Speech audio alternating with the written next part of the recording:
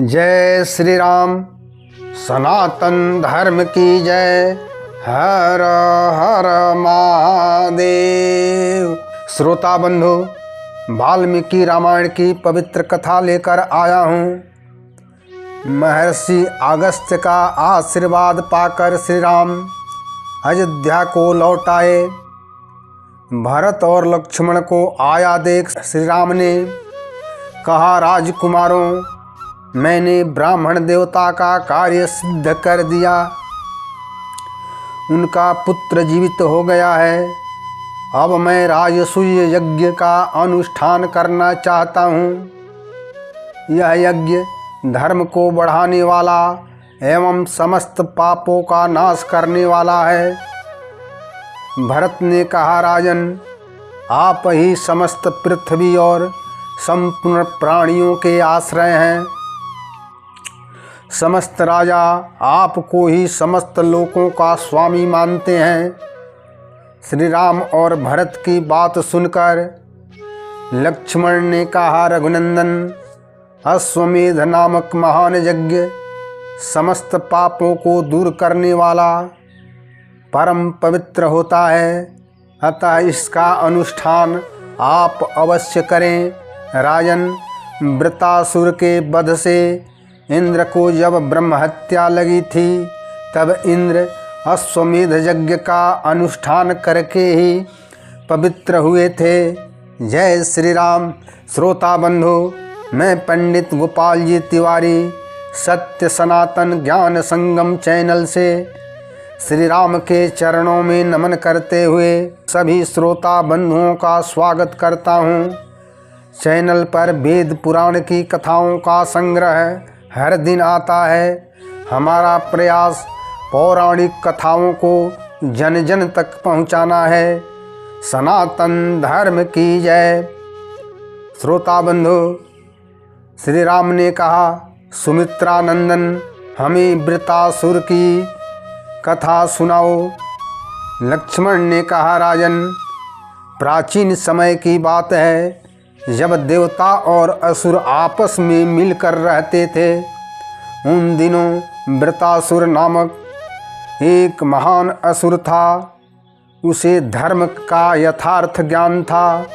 वह सावधानी के साथ धन धान्य से परिपूर्ण पृथ्वी का धर्म पूर्वक शासन करता था। एक समय वृत्रासुर के मन में तप करने का उत्तम विचार आया, क्योंकि तप ही परम कल्याण का साधन है, और वह कठोर तप करने लगा। वृत्रासुर के तपस्या से इंद्र बहुत घबरा गए और भगवान विष्णु के पास गए और बोले, भगवान, यदि वृत्रासुर इसी प्रकार तपस्या करता रहा तो तीनों लोक सहित सब देवताओं को उसके अधीन रहना पड़ेगा। अतः आप अच्छी तरह ध्यान देकर संपूर्ण लोकों पर कृपा कीजिए। आपकी कृपा से ही सारा जगत और सभी देवता शांत और सुरक्षित हो सकते हैं। श्री हरि, सब देवता आपकी ओर देख रहे हैं। वृत्रासुर का वध करके आप देवताओं का उपकार कीजिए। यह असुर दूसरों के लिए अजेय है, अतः आप देवताओं के आश्रयदाता बनिए। लक्ष्मण ने आगे कहना प्रारंभ किया, प्रभो, इंद्र के साथ संपूर्ण देवताओं की प्रार्थना सुनकर भगवान विष्णु ने कहा, देवताओं, वृत्रासुर महान धार्मिक तथा मेरा महान भक्त है। मैं उस महान असुर का वध नहीं कर सकता, पर मैं वृत्रासुर के वध का उपाय बताता हूँ। देवगण, मैं अपने तेज को 3 भाग में विभक्त करूँगा, जिससे इंद्र वृत्रासुर का वध कर सकेंगे। मेरे तेज का एक अंश इंद्र में प्रवेश करेगा, दूसरा इंद्र के वज्र में व्याप्त हो जाएगा और मेरा तीसरा अंश पृथ्वी पर चला जाएगा। तब इंद्र वृत्रासुर का वध अवश्य कर सकेंगे। तत्पश्चात इंद्र और सभी देवता उस वन में गए जहाँ महान असुर वृत्रासुर तपस्या कर रहा था। वृत्रासुर तपस्या के कारण अत्यंत तेजस्वी हो गया था।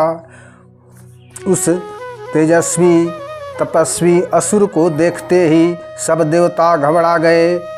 हम इसका वध कैसे कर पाएंगे? देवता इस प्रकार सोच ही रहे थे कि तब तक इंद्र ने वज्र से वृत्रासुर के मस्तक पर जोरदार प्रहार किया। वज्र के प्रहार से वृत्रासुर का मस्तक कटकर गिर पड़ा। इंद्र के इस निंदित कर्म से सारा संसार भयभीत हो उठा। श्रोता बंधु, तप करते हुए निरपराध वृत्रासुर का वध करना उचित नहीं था। अतः देवता और इंद्र बहुत चिंतित हुए और पर्वतों के अंधकारमय गुफा में चले गए। फिर उसी समय ब्रह्महत्या उनके पीछे लग गई। इससे इंद्र के मन में बड़ा दुख हुआ।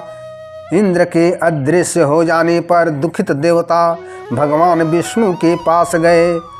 भगवान विष्णु को प्रणाम करके देवता बोले, भगवान, ब्रह्महत्या इंद्र को कष्ट दे रही है, अतः आप उनके उद्धार का कोई उपाय बताएं। भगवान विष्णु बोले, देवताओं, इंद्र पवित्र अश्वमेध यज्ञ करके पुनः इंद्र पद को प्राप्त कर लेंगे और फिर उन्हें किसी से भय नहीं रहेगा।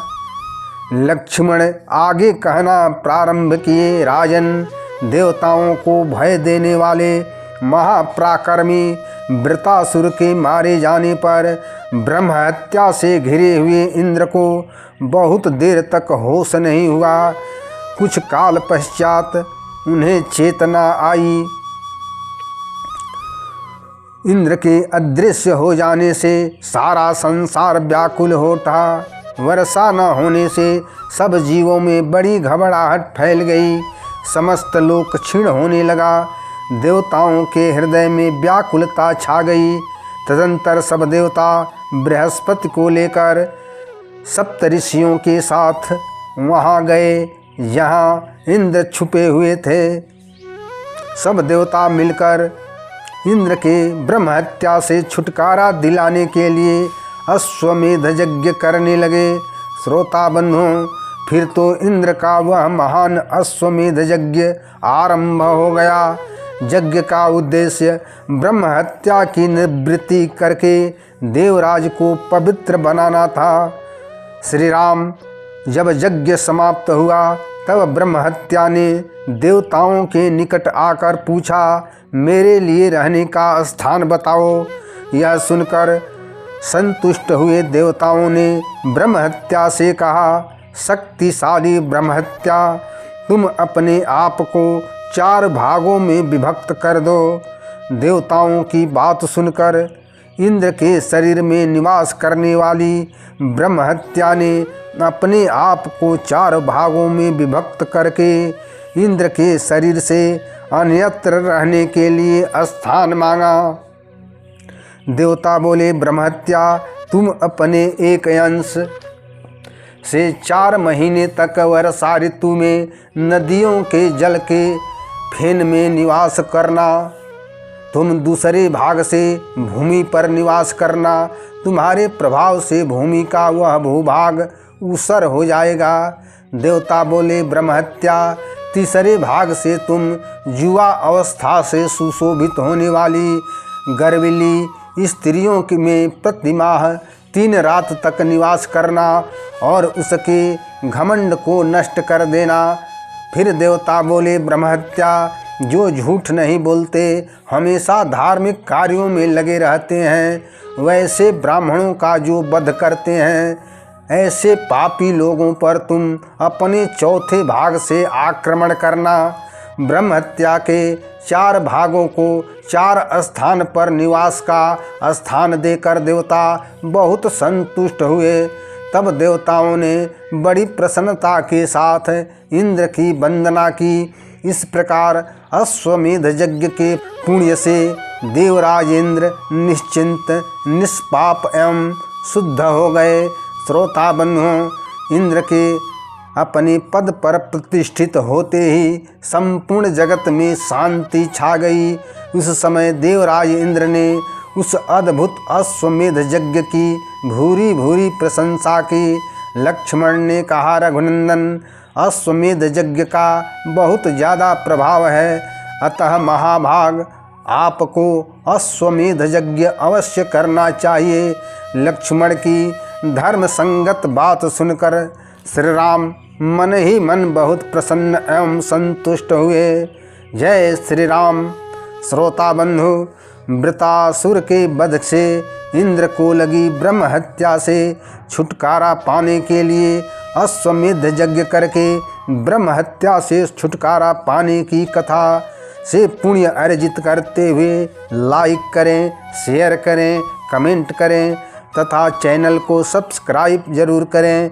जय श्री राम। सनातन धर्म की जय। हर हर महादेव।